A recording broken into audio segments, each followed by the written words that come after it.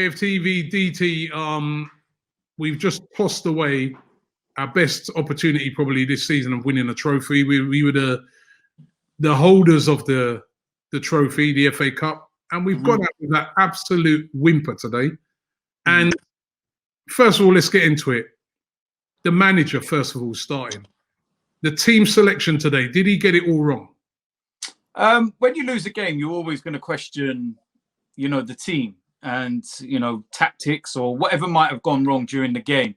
At the end of the day, that was still a very, very experienced full international side that was out there that were capable of being able to do the job. It was individual performances, individual mistakes. And the manager's the one that will take the brunt of it because he's the one that ultimately picks it.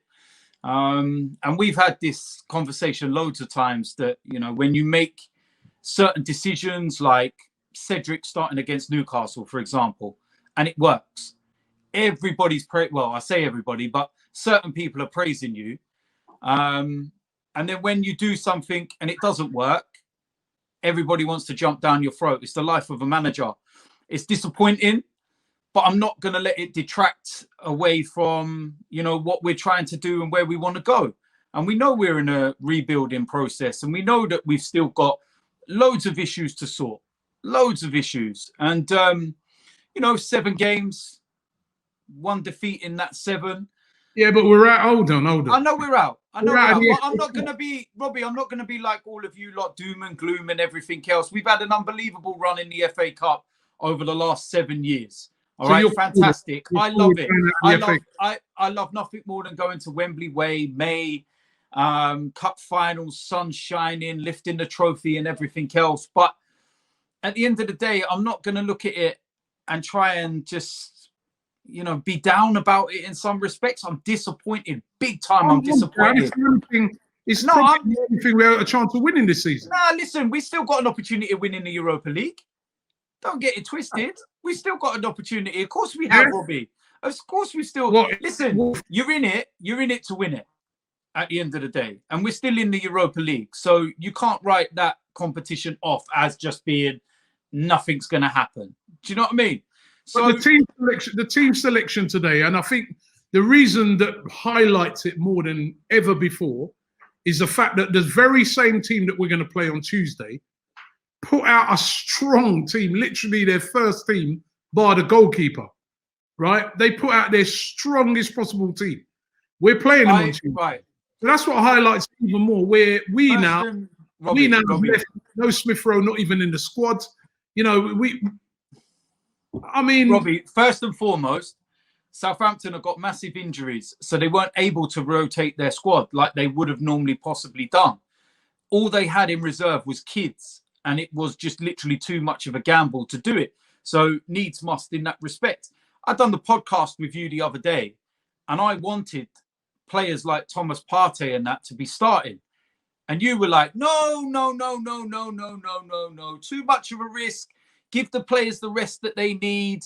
And then, so we can't have it both ways. We've got 3 games in the space of 7 days, if you include today. All right. We've got Southampton again on Tuesday away in the Premier League. We got Manchester United. If you even want to include the games after that, 3 days after we play Manchester United, we've got Wolves away. Right. We've also then go into February. We've got Villa away. We've got Leeds United. We've got Man City. 2 ties against Benfica. We've got to understand that these players are not going to play every single week. And I look at Smith Rowe, for example. He was running on empty at the end of the Newcastle game. So it was the right thing to bring him out, keep him fresh for Tuesday and ready to go again. And Thomas Partey was the one that I wanted to start. Aubameyang, nothing could be done about the fact that he's got family issues and he had to leave a couple of hours before. We don't know whether he was going to actually start the game, and it wasn't going to be Eddie. And then when we don't know the severity of Aubameyang's situation, all we can do is pray that it's nothing serious for someone in his family or whatever it might be. But if it is, and we're going to lose him now for a period of time, he didn't want to, you know, but I'm just saying. And then he thought, I don't want to risk Lacazette playing today because he's going to be our only main striker available for Tuesday. So we'll start Eddie today.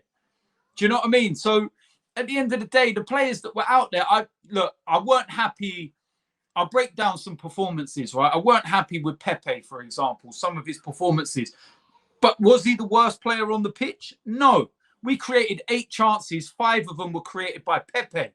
It's the fact that it's no consistency to his play. There was the pass he put through for Eddie Nketiah when he went one-on-one and the keeper tipped it wide in the second half. Unbelievable. But why don't we see that all the time? It's in little bursts and spurts, which is why he gets so much criticism. Willian. Let's talk about. All right, yeah, you Willian first. Willian, listen, this is where I will say, I think Edu and Mikel Arteta need to hold their hands up in some respects and say, we got this one wrong. This was not a signing that's worked out. We thought it would be right.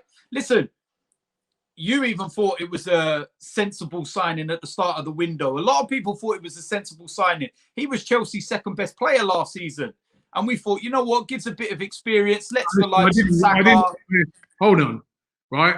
I didn't want, when we got Willian, I was shocked that we're getting Willian. I said, all right, I guess thinking about it, it might be sensible, but yeah, exactly.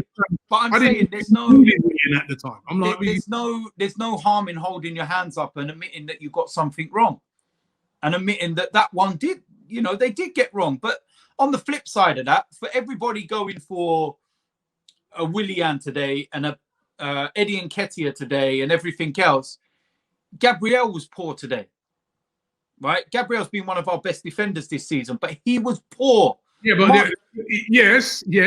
But that's what I'm saying. No, but this is what I'm trying to say to you. But Robbie, this is what I'm trying to say. Mikel picked that team, yeah? Now, everybody is very quick to pick out certain players that played poor because it's very easy to jump on those ones. But they don't mention anything about Mikel picking Gabriel and he was poor. They don't mention that, Martinelli had a poor game today. Yeah, he did. But I think some of the other players that you're mentioning, right, I've got a bit more credit in the bank, right? Eddie Nketiah has not. I can't remember many good games by him, and he had a few chances today. He literally scuffed and missed every chance he got. And I'm sorry, it's harsh to criticise a young player, but this is Arsenal Football Club. Yeah. When you play, the spotlight is on. Yeah, and you're a striker, it's on even more.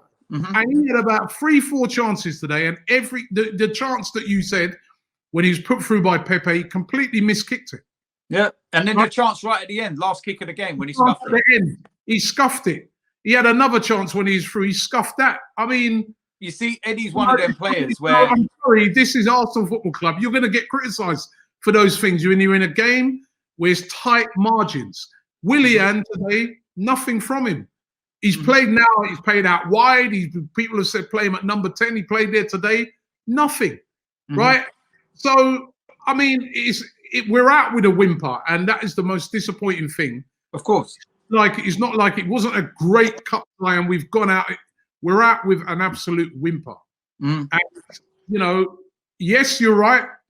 Maybe we understand why there's changes. I thought there would be changes today, but it falls. The manager gets bigged up when we're winning, and the manager gets criticised when we lose. And he's going to get criticised today. Yeah, I mean, why not change it at half time?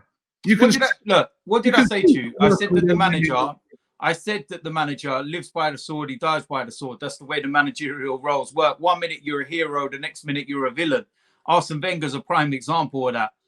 He was a hero, turned into a villain towards the end and stuff like that. But at the end of the day, what I say is just have the same energy when he gets it right. It's the thing that possibly saved his job was the FA Cup win last year. I hope, that like you're saying, all the things you're talking about, we are going to kick on in the league. We are going to do well in the Europa League, because if not, some serious questions are going to be asked about today. And why, he didn't go for it more. Yeah, but the only way that you're going to be able to answer today's defeat is by winning on Tuesday. If you win on Tuesday, then you look at it and say, yeah, you know what? It's disappointing. Obviously, none of us want to go out of the FA Cup, but we've won the Premier League game. And, you know, what we're trying to... Is that more important? We're 7 points off the top 4, Robbie. So if you had a choice, it's top 4. We could go on a great run, top 4, or win the FA Cup. What one is it for you? Top 4, because we've won the FA Cup so much. Now, because if this was at that period where we've gone so many years without a trophy, I want that trophy. I want us to break that drought and, you know, get that off our back so we can try and build from there like we did, you know, when everyone was focusing on it so much before we played Hull City and broke that, you know, years without a trophy. But in the bigger scheme of things, qualifying for the Champions League would be bigger for Arsenal than winning an FA Cup, because, you know, an FA Cup is the Europa League.